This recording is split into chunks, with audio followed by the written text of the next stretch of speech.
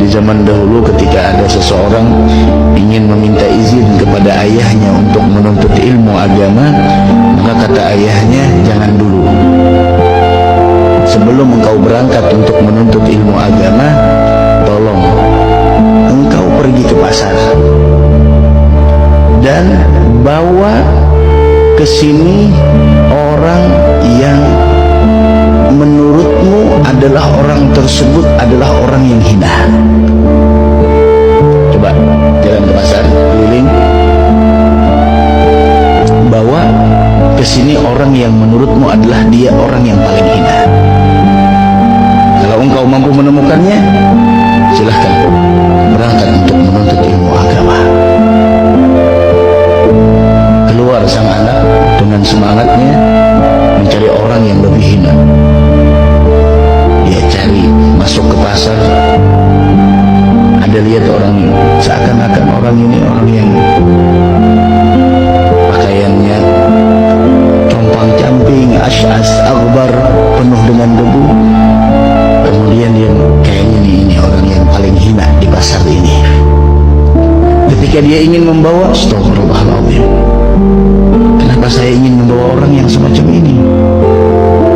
Bukankah Allah mengatakan melalui lisan Nabi Muhammad SAW, Rasul bersabda, rubba asy'as aghbar. Berapa banyak orang yang penuh dengan debu, pakaiannya tidak teratur, compang-camping, lau aqsama 'ala Allah, yang tidak dipedulikan oleh orang lain. Seandainya jika dia meminta kepada Allah, permintaannya bakal dikabulkan. Saya tidak mungkin menyangka ini lebih hina. Saya tidak mungkin menilai kemuliaan dari sebuah pakaian. Saya tidak mungkin mengukur kemuliaan dari sebuah penampilan. Barangkali dia punya waktu yang mesra antara dia dengan Allah. Saya tidak mungkin bisa menilai seseorang dari penampilan. Saya tidak mungkin menilai seseorang dari pakaian. Mungkin pada saat ini pakaiannya biasa, tapi tidak ada yang tahu. Barangkali di rumahnya ketika orang pada tidur, dia punya waktu komunikasi khusus antara dia dengan Allah. Tinggal lagi, ada lagi, ketemu orang gila, ketemu orang gila.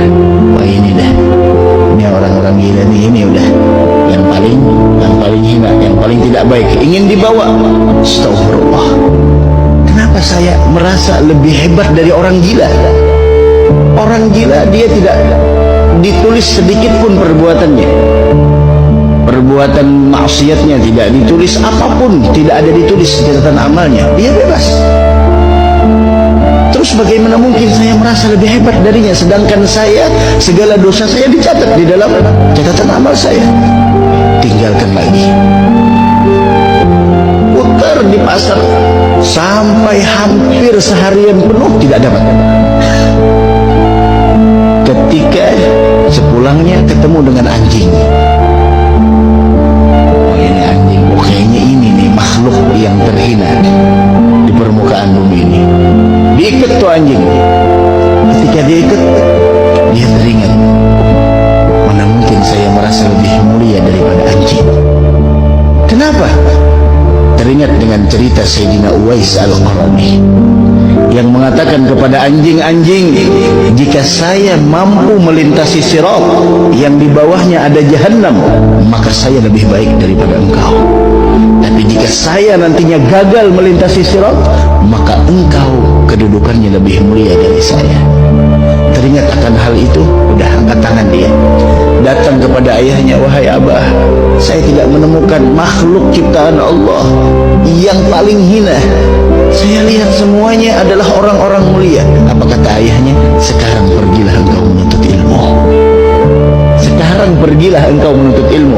Ketika engkau tidak merasa dirimu lebih hebat dari orang lain, ilmu bakal masuk ke dalam hatimu.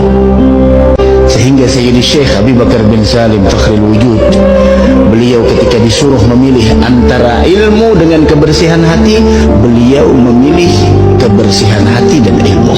Bukan ilmu dan kebersihan hati, tapi kebersihan hati bersama ilmu. Kenapa? Karena tidak sedikit orang yang punya ilmu hatinya busuk.